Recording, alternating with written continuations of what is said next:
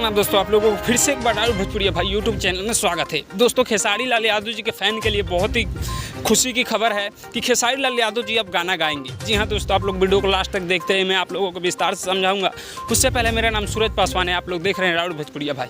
दोस्तों, आप हमारे चैनल पर नए हैं तो चैनल को प्लीज़ सब्सक्राइब कर लीजिए, क्योंकि ऐसा ही अपडेट वीडियो आप सभी के लिए लाते रहते हैं। चलिए दोस्तों, अब बताते हैं खेसारी लाल यादव जी के बारे में। दोस्तों, आपको बता दें कि खेसारी लाल यादव जी का ग्लोबल म्यूजिक जंक्शन से डील हो चुका है, जो कि खेसारी लाल यादव जी 2025 से 26 तक सिर्फ ग्लोबल म्यूजिक को ही गाना दे सकते हैं।